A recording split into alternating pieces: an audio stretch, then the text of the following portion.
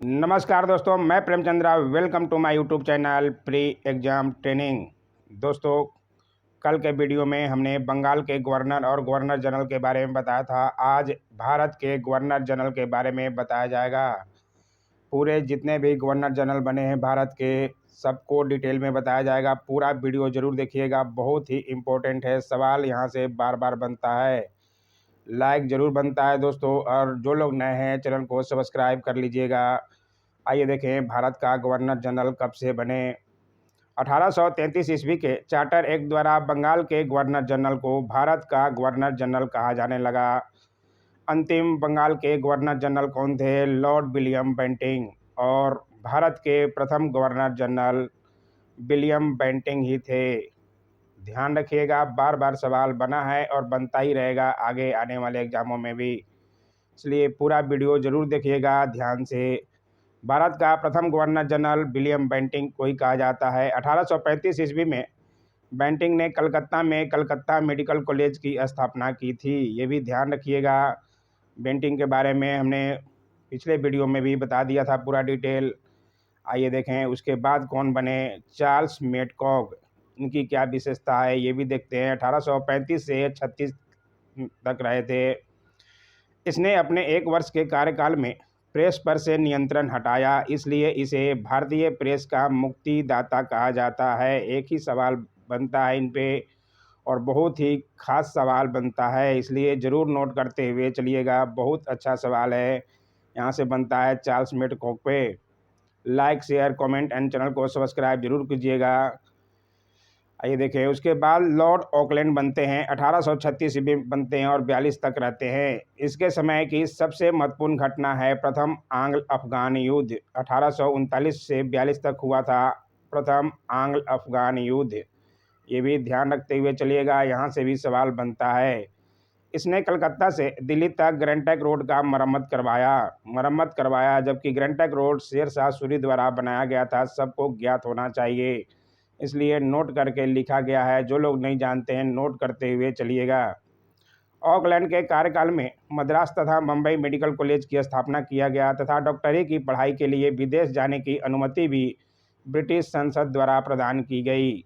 Auckland के कार्यकाल में ही, ध्यान रखिएगा, बहुत अच्छा सवाल बनता है। उसके बाद बने थे लॉर्ड एलनबरो। 1842 से 44 तक ये रहे थे। प्रथम आंग्ल अफगान युद्ध इनके समय समाप्त हुआ। सिंध को अगस्त 1843 में पूर्ण रूप से ब्रिटिश साम्राज्य में मिला लिया गया चार्ल्स नेपियर के द्वारा।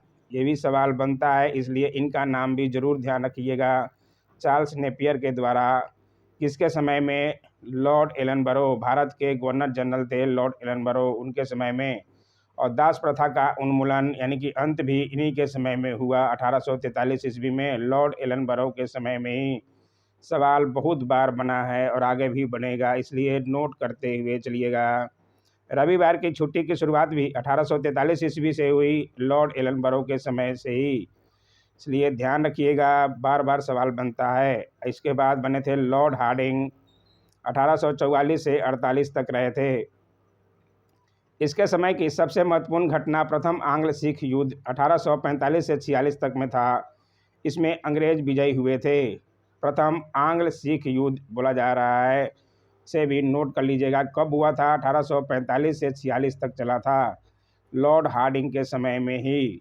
और नल बलि प्रथा पर रोक हार्डिंग के समय में ही लगाया गया था। ये भी ध्यान रखिएगा, बहुत इम्पोर्टेंट है ये। उसके बाद बने लॉर्ड डलहौजी को कौन नहीं जानता? नाम तो सभी सुने होंगे, लेकिन उनकी विशेषताएं भी आपको दिखा देते हैं। 1848 से 56 तक रहे थे। इसके समय में द्वितीय आंग्ल सिख युद्ध 1848 से 49 तक।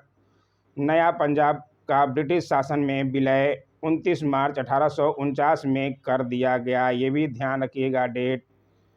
ब्रिटिश शासन में विलय पंजाब का कब कर दिया गया? 29 मार्च 1849 में। उसके बाद प्रसिद्ध सिख राज का हीरा कोहिनूर जो है, महारानी विक्टोरिया को भेज दिया गया। किसके समय में? लॉर्ड डलहौजी के समय में ही।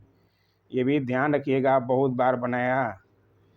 डलहौजी का शासनकाल उसके व्यक्तिगत सिद्धांत यानी कि हड़प नीति के लिए जाना जाता है। वैसे रजवाड़े जिसके दत्तक पुत्र राज चला रहे थे उनको हड़पना चालू किया। बहुत बार बताया गया है।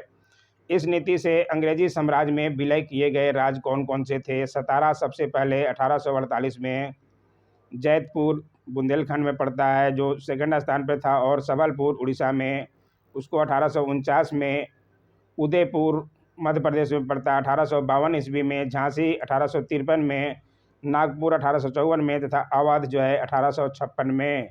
क्रम वाइज आपको ध्यान रखना ही पड़ेगा, क्रम वाइज यहाँ से सवाल बनता ही है।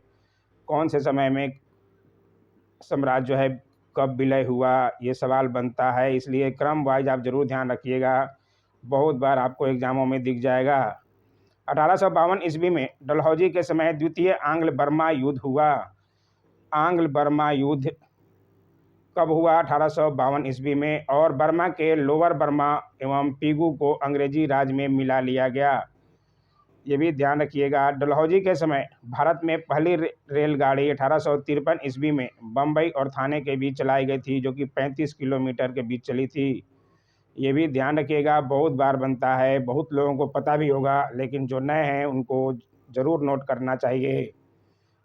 1856 ईस्वी में इसने तोपखाने के मुख्यालय को कलकत्ता से मेरठ स्थानांतरित किया तथा सेना का मुख्यालय शिमला कर दिया। ये भी जरूर ध्यान रखिएगा, तोपखाने का मुख्यालय पहले कलकत्ता में था, जो कि मेरठ में स्थानांतरित किया गया 1856 में, लॉर्ड डलहौजी के समय में ही, और सेना का मुख्यालय शिमला कर दिया गया।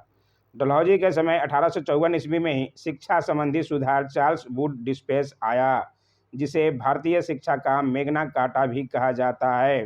पता नहीं कितनी बार ये सवाल बना है, इसलिए ज़रूर ध्यान से नोट करते हुए चलिएगा। भारतीय शिक्षा का मेग्ना कार्टा कब आया? 1854 ईस्वी में, डलहौजी के समय में ही। चार्ल्स वुड डिस्पैच कहा जाता है इसको, ज़रूर नोट करते हुए चलिएगा। और 1856 में हिंदू विधवा पुनर्विवाह कानून पास हुआ डलहौजी के समय में ही। ये भी ज़रूर ध्यान रखिएगा और नोट जरूर कीजिएगा। उसके बाद अंतिम भारत के गवर्नर जनरल कौन थे? Lord Canning. 1856 से 58 तक रहे थे, कि 1857 में प्रथम क्रांतिकारी युद्ध हुआ था, स्वतंत्रता संग्राम जिसको बोला जाता है। भारत का अंतिम गवर्नर जनरल, और कैनिंग के समय सर्वप्रथम कलकत्ता, मद्रास या बम्बई में विश्वविद्यालय की स्थापना की गई। ये भी ध्यान रखिएगा, कैनिंग के समय में ही। स्वतंत्रता संग्राम के समय कौन थे भारत के गवर्नर जनरल? ये भी सवाल बनता है, लॉर्ड कैनिंग। इसलिए ज़रूर नोट करते हुए चलिएगा। आज का वीडियो कैसा लगा ज़रूर कमेंट किया कीजिए। Don't forget to like, share, comment and subscribe my YouTube channel. Thanks for watching my YouTube channel. कल के वीडियो में वायसराय पर बताया जाएगा।